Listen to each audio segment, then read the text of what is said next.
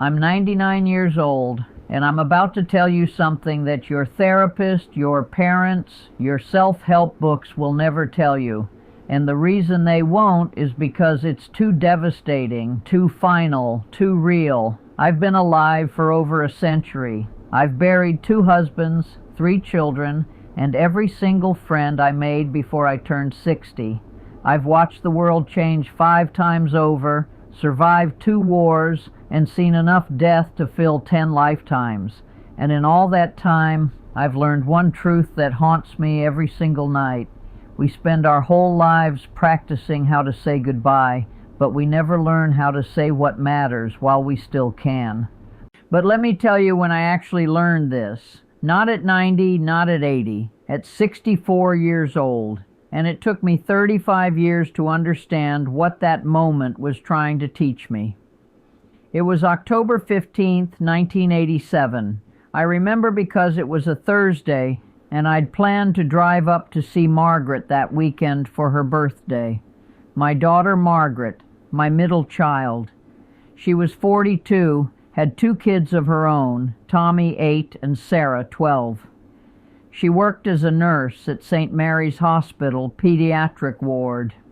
She was the kind of person who'd call me every Tuesday night at exactly 8 p.m., even when she was exhausted from her shifts, even when her own life was falling apart. She'd tell me about her patients, about Tommy's soccer games, about Sarah's struggles with math homework, real conversations, the kind I took for granted. Margaret was the child who remembered everyone's birthday, who showed up when anyone was sick, who somehow managed to be everyone's emergency contact while working 12-hour shifts. She was the glue that held our family together, though I don't think any of us told her that often enough. That Thursday morning, she was supposed to call me back about dinner plans. We'd been playing phone tag for 3 days. I was busy with the church fundraiser, counting raffle ticket money, and arguing with Dolores about table arrangements. Margaret was covering extra shifts because someone quit, pulling doubles to help her co-workers, normal life things, the kind of stuff that feels important until it isn't. The call came at 2:17 p.m. I remember the exact time because I was watching my kitchen clock, waiting for the oven timer to go off for my apple pie, not from Margaret, from her husband David. His voice was shaking. "There's been an accident," he said. "You need to come now." Car accident, black ice on Highway 9, the same road she'd driven 1,000 times. The other driver walked away with scratches. Margaret's car spun into a tree. The doctors said she might have minutes, maybe hours. They said she was conscious but fading, asking for me. I drove the 45 minutes to the hospital doing exactly the speed limit, my hands gripping the wheel so tight my knuckles went white.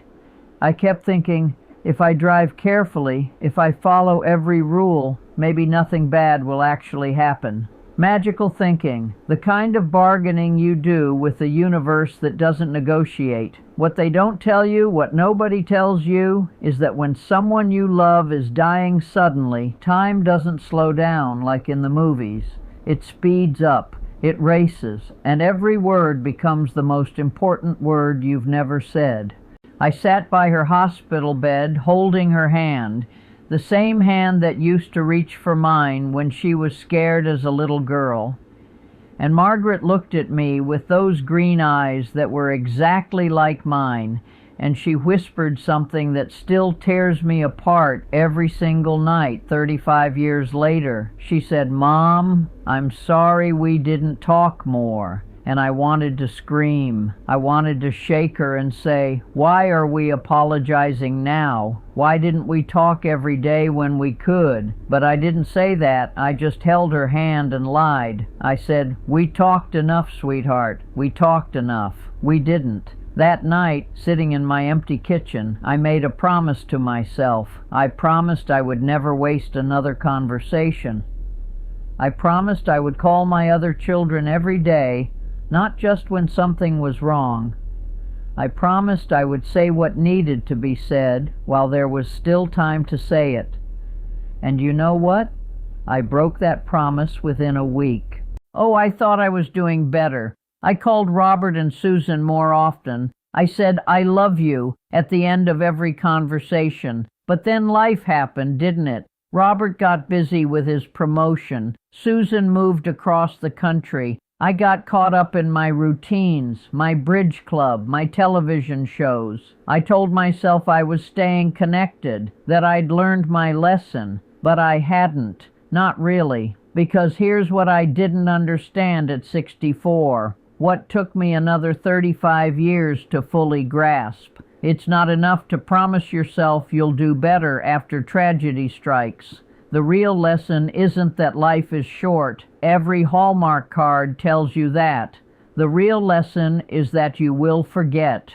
You will slip back into taking people for granted. You will start believing you have time again. And that forgetting, that slow drift back into ordinary carelessness, that's the real tragedy. I did remarry in 1992. Charles, sweet man who understood grief. We had 16 years together before his stroke took him slowly, bit by bit.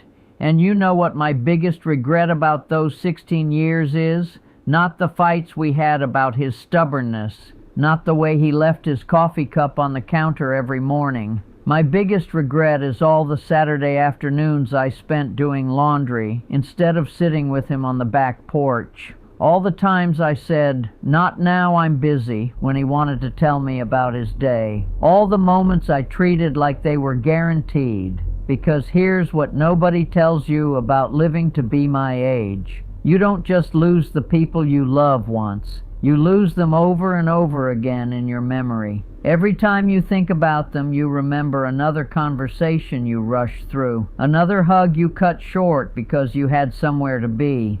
My son Robert died in 2003, 58 years old, heart attack at his office. I got the call at 4 p.m. on a Tuesday. He was planning to visit me that weekend.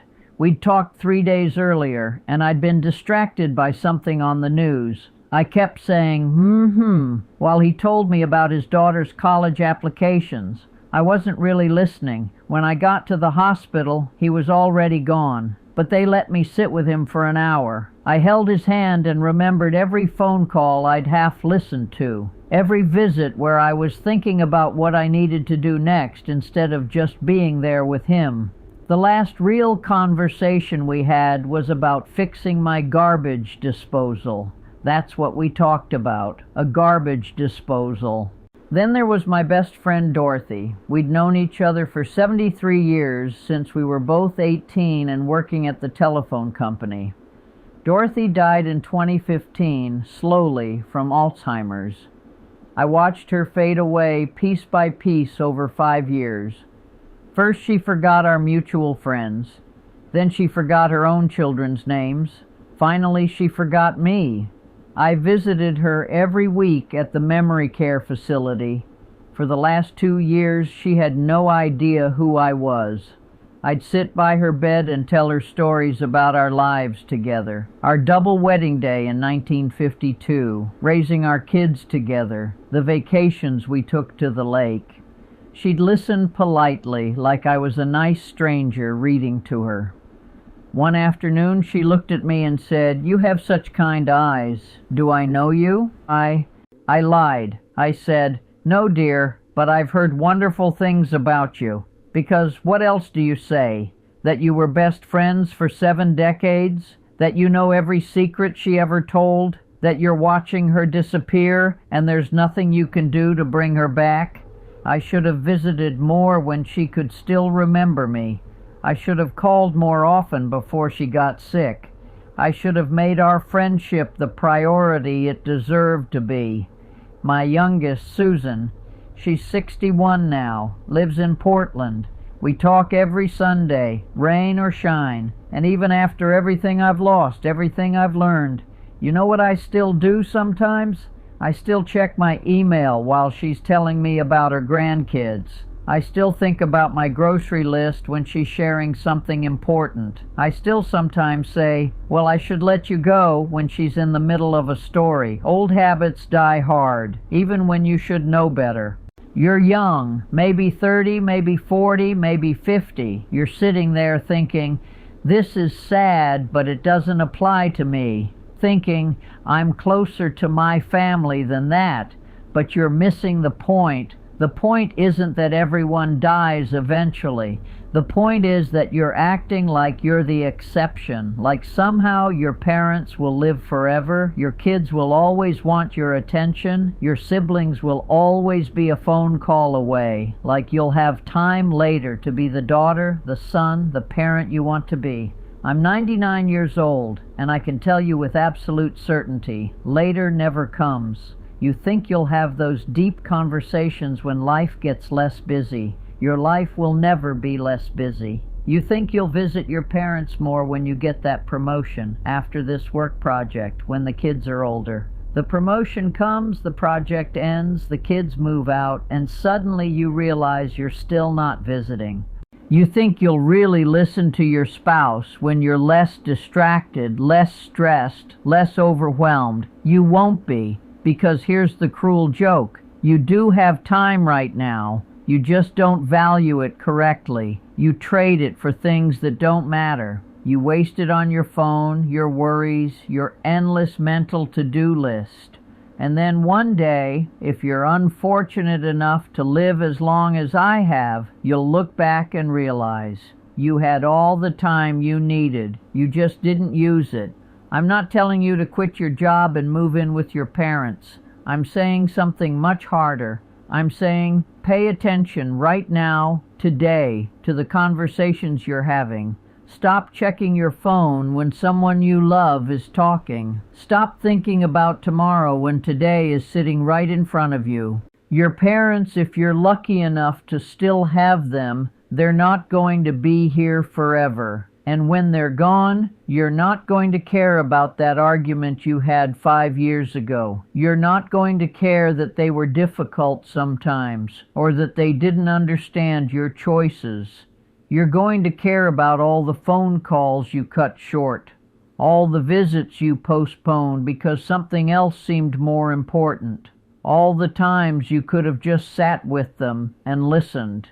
Your mother calls and you answer while you're driving, while you're cooking dinner, while you're scrolling through your email. You're doing 3 things at once, and she can tell. She can hear it in your voice, that distracted that says you're not really there. But she keeps talking anyway because hearing your voice, even your distracted voice, is better than silence. Your father tries to tell you the same story about his war service for the 10th time, and you interrupt him because you've heard it before. But he's not telling you the story for your benefit. He's telling it because it's one of the few things left that makes him feel important, remembered, alive. Your siblings text in the family group chat about visiting for holidays, and you respond with excuses wrapped in apologies. Too busy with work, kids have activities, maybe next time. But there might not be a next time that works for everyone. And one day you'll realize that the last family photo you're all in together is from 5 Christmases ago. I know this because I am that parent now. I had 3 children. Margaret died 35 years ago. Robert died 21 years ago. Susan calls every Sunday, and it's the highlight of my week. But even she's busy. Even she has her own life. I can hear her doing dishes while we talk, hear her sighing when I repeat myself, hear her checking the time when I've talked too long. And I understand, I really do, because I was the busy one once, too. At my age, every goodbye might be the last one. And that's not morbid, that's just mathematics. But here's what you need to understand. It's not different for you just because you're young. Every goodbye might be the last one for you too. You just don't believe it yet. I have a great-granddaughter through Susan's son. Her name is Emma. She's 17. Last month she came to visit me, and she spent the entire 2 hours looking at her phone.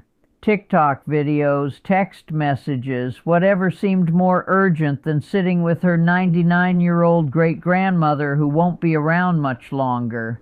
I tried to engage her. I asked about school, about her friends, about her plans after graduation. She gave me one-word answers while typing on her phone. Fine. Good. Dunno. When I started to tell her about her great-grandfather Charles, the man she never got to meet, she said, "That's nice, Grandma Great," that's what she calls me, and went right back to her screen. She thinks she has forever. She thinks her friend's drama about some boy is more important than hearing stories about her great-grandfather who fought in Korea, who built furniture with his hands, who sang opera while he shaved. She thinks this moment with me will always be available. It won't be. And someday, probably when she's much older, she'll remember that visit, and she'll remember that she spent it staring at a screen, and it will hurt her in ways she can't imagine yet. That's what I want to save you from, that pain, that regret. Not the regret of big mistakes, those you can make peace with, but the regret of simple absence, of being physically present but mentally somewhere else, of treating the people you love like they'll always be there. They won't always be there. If I could go back to 64-year-old me sitting in that kitchen the night Margaret died, here's what I would tell her. The promise you're making right now to never waste another conversation, you're going to break it. You're going to break it over and over again because you're human, and humans forget. But here's your real job. Notice and return. Notice and return. Every time you catch yourself being distracted, being busy, being somewhere else when someone you love is talking, notice it and return. Return to presence. Return to attention. Return to love. Not perfectly, but persistently. I'm 99 years old. I've been alive for 135 days. And I can count on two hands the number of conversations where I was completely, fully present, where I wasn't thinking about something else, planning something else, worrying about something else. That's my real regret. Not that I didn't achieve more or travel more or make more money, but that I sleepwalked through most of the conversations that actually mattered. Don't do what I did. Don't wait until everyone you love is gone to realize you should have listened better when they were here. Stop reading this and call someone you love. Not tomorrow, today, right now. And when they answer, don't talk about the weather or your plans or what you need from them. Just listen. Really listen, like it might be the last conversation you'll ever have. Because I promise you, with everything I have left, it might be, and you'll spend the rest of your life wishing you'd paid attention.